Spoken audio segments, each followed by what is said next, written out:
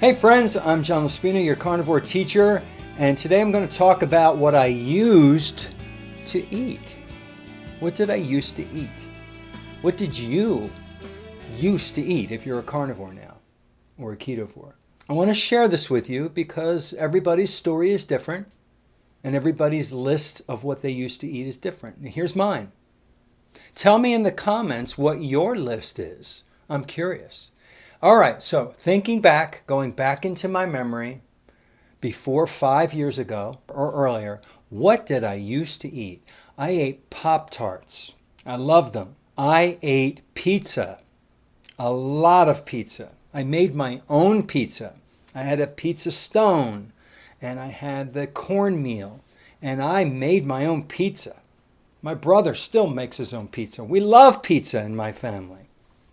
I had a lot of Italian food, being raised in an Italian family. I made a lot of spaghetti, a lot of rigatoni, a lot of lasagna. You name the pasta. And I bought it, and I had pasta every week, multiple times a week, lots of pasta. What else did I eat a lot of? I didn't go to fast food so much after college. Before college, I lived in the fast food restaurants. During college, after high school, I was a fast food junkie. After college, when I started working, I was a teacher. I didn't go to fast food that much. We went to Roy Rogers, went to Wendy's, thinking they were healthier than McDonald's, right? I was starting to become health conscious, but I was still eating all that ultra processed fast food with all the seed oils and sugar and when I look back at what I used to eat, right? All right, what else did I have? Cereal. Every morning, every single morning, I had cereal. Growing up, we had Count Chocula and Lucky Charms, right? And oh my gosh, you name the kids' cereal, and we bought into it because we wanted the prize and we wanted to look at the box. And it was all sugar and starch, and it still is today. And then when I got health conscious, I had granola, and I had oatmeal, and I had the lower added sugared cereals. But I was still getting all of the starch and the seed oil and the cereals, the starch all turns into sugar. Very, very, very rapidly. I ate cereal all the way up to 5 years ago. Every single morning. I didn't have bacon and eggs. That was like some kind of special treat you got when you went out to IHOP, right? And now you go to IHOP. And I got the pancakes. That's another thing. I had a lot of waffles. I had a lot of pancakes with a lot of syrup, right? And instead of butter, I used margarine because it was heart healthy. That's what I used to do. All right, what else did I used to do? Oh my gosh, I can't believe I'm saying all this stuff. I ate for lunch sandwiches, white bread, and maybe later when I thought I was getting healthier, I used whole grain bread. And I would have peanut butter and jelly sandwiches. I did. And then I would have lots of lunch meat sandwiches with mustard and stuff in there. Mayonnaise with all the seed oil in it. So I had all the crappy cereal for breakfast, the breads, the pastas for dinner, the pizzas. I did a lot of TV dinners too. I did Healthy Choice. I did Hungry Man. I forget the name, all the different TV dinners when I started working on my own, living on my own in an apartment when I was younger and I didn't have the money or the time to cook. I would stack my freezer full of TV dinners. And I would open the freezer and say, oh, what am I in the mood for today? Oh, sweet and sour chicken. And I would grab that one, microwave it. And then the next night I grab, a Hungry Man. I'm going to have Salisbury steak with all the other crap they put in there, right? And I was a TV dinner person for a while. And I didn't make meat. I didn't cook, except like at a cookout, did I have a hamburger or a hot dog with the bun and the ketchup and all that mayonnaise. I ate the standard American diet. I was in America. I had all that crap loaded with seed oils, loaded with carbohydrates, probably over 200 total grams a day or more. And then what I used to eat was a lot of sugar, not just starch from the plants. I ate tons and tons of candy and cake. I was very proud that I made baklava, that phyllo dough that you buy, which is just white flour dough that's real thin, like as thin as a sheet of paper. I would make layers and layers and layers, and then I would make a mixture of pure, like cups of sugar and cinnamon, and make this gloppy mixture to pour on top of my cooked baklava and honey. This ultra sweetened dessert that I made so much and brought to so many parties that I was addicted to. Lots, and the butter was delicious, but it was mixed with all that other stuff. Talk about the Randall cycle. Oh my gosh. I would make brownies and I would make cakes, homemade or out of the box. I would eat, talk about Halloween, Christmas, Thanksgiving, Easter, chocolate. I was a milk chocolate fanatic. I love chocolate. Dark chocolate I liked, but milk chocolate and quality milk chocolate as I got older. I didn't want to get the Hershey's. I wanted the really good stuff, and I would pay for it. I would sit there and eat so many M&Ms, the bad stuff too. Lots and lots of sugar. Not just one candy bar. I would have 3 candy bars at a time. Not just one, chocolate Easter egg that you unwrapped. I had 30 chocolate Easter eggs that I would unwrap because I couldn't stop. I was not so much a Dorito or a corn chip or a potato chip or a pretzel person. I would eat those from time to time. If I got a Dorito bag, I ended up eating the whole thing because I couldn't stop because of the bliss point now that I know. And then one of my other things I used to eat back then, ice cream. I would have ice cream in the freezer constantly.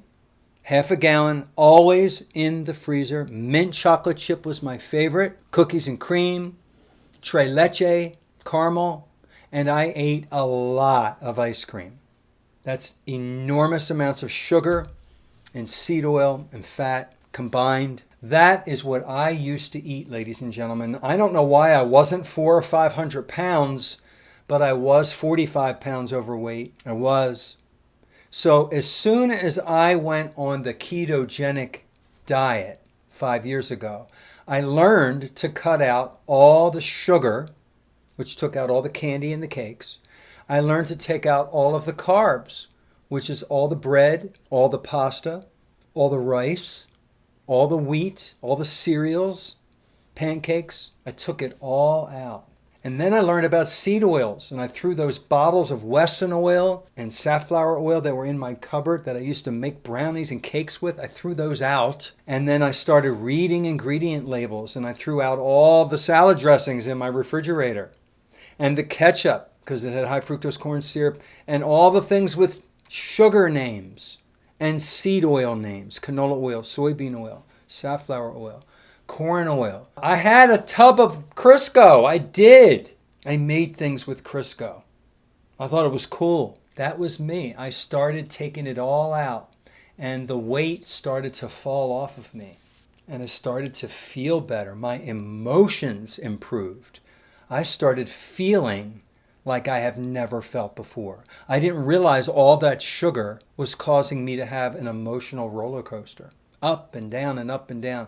I have no idea what my blood sugar was back then or my insulin levels were, but I know I was headed towards disease. I had severe lower back pain, which I found out later was from chronic inflammation from all the seed oils and all the sugars. Then I decided to go ketovore and take out the plants, the vegetables, and the little bit of fruit that I was still eating on keto because I got a kidney stone. All those oxalates from all that spinach I was eating because it was low carb, and the rhubarb I was eating because it was low carb, and the cinnamon and the turmeric and the chia seeds I was eating because it was low carb, low sugar. I was bumping up all my oxalates in my body to excessive toxic levels. And my body said, okay, it's time to dump this stuff. Let's move this toxin out of the body. And in the process of moving, it hurt.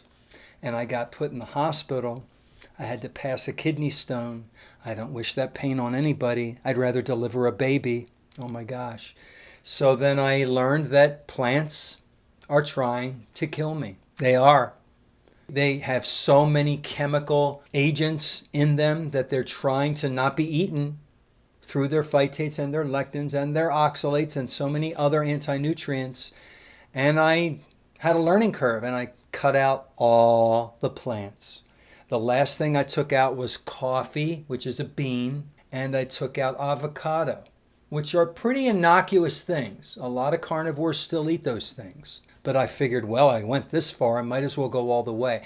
Now, all I eat is beef and lamb and a little bit of pork, usually in the form of bacon. Sometimes I'll have chicken wings or thighs. I have about 3 or 4 or 5 eggs a day, pasture raised, and I have cod liver and sardines and anchovies and salmon, wild caught sockeye salmon. I have bars of real butter, pasture raised and finished butter. I save my bacon fat and cook with it. I save my beef tallow when I have oxtail, and I separate all that fat and I use that.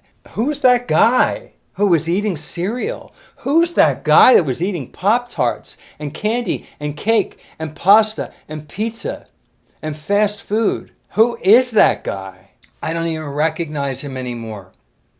I don't even look like that guy anymore. I'm thinner. I'm more muscular. I'm ripped.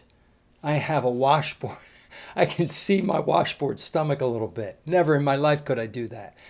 I feel fantastic. I'm level or up all the time. I don't get these mood swings. I sleep better. Everything is improved. This is why I made this channel. So wherever you are in your life, tell me what you used to eat and what maybe you still eat. And it's okay. I'm not going to judge you. If you still have coffee, if you still eat avocado, if you still eat some fruits or nuts, everybody is on their own journey and what makes them feel well at that point in their life. This is where my life was. That was my line. That is what I used to eat and how I eliminated it and what happened to me and where I am now. And we're all different, and what works for each of us is different. I do believe, because it works for me and I'm an N=1, that carnivore is the proper human diet. For me. And because I'm a human, I assume it should be for all humans. But then we all get there at a different speed and we all do it in a different way. We all have a bandwidth. I could probably still go back and eat ketovore foods because my body can tolerate a lot of stuff that a lot of people with autoimmune diseases can't. But personally, I don't want to go back and eat that stuff because I feel even better without it. But it's nice to know that if some of that sneaks into some of the food I eat, I'm not going to get sick. I do my best to stay as clean as possible, and I smile more because I feel better.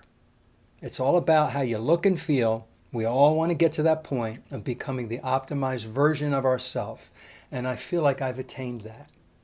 I left that other guy behind, thank God, because Lord knows what was waiting for me if I continued down that road of obesity and disease from processed food and fast food and carbs, sugars, and seed oils. So stay clean and eat well.